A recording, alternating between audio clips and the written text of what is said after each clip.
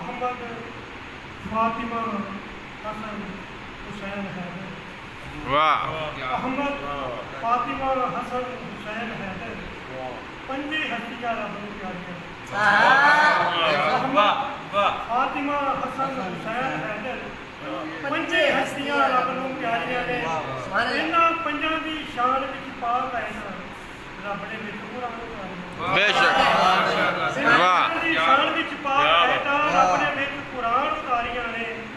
ये हुई पंजे मुबाले दे विच आए।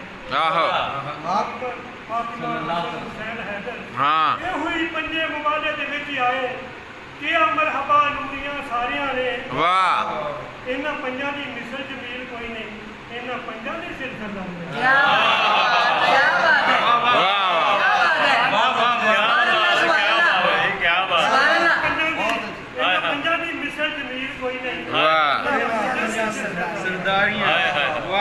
सदका आले रसूल का रब कोलों दौलत इश्क दी नाल ईमान मंगदा है। हाँ सदका आले रसूल का रब कोलों दौलत इश्क दी नाल ईमान मंगदा है।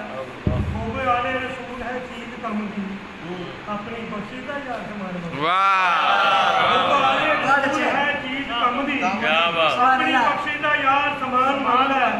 सदका ज़हरा दा मंग हजार रब तो सदका अली दा इल्म अरफान मंगदा है। सदका नबी दे दोवां नवासियां दा हाँ सदका नबी दे दोवां नवासियां दा रब तो दोवें जमील जहान मंगदा। वाह वाह दोवें जमील जहान मंगदा। नबी पाक दे पाक सहाबियां दा बच्चा बच्चा है जिहदा गुलाम है।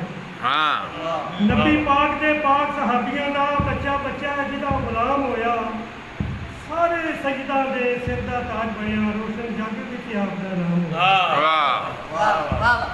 सारे सजदा दे सिर दा ताज बनया रोशन जग विच आप दा नाम होया। बीबी पाक बतूल दा लाल सोना उच्चा जग विच जिहदा ए मकाम होया। क्यों ना उसदा जिक्र जमील करिए जेड़ा हक दा दूजा इमाम होया।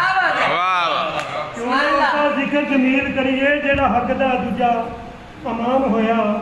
मौला हसन की सूरत दे विच हक ने मौला हसन की सूरत दे विच हक ने हक दा सानू इमाम अता कीता। वाह मौला हसन की सूरत दे विच हक ने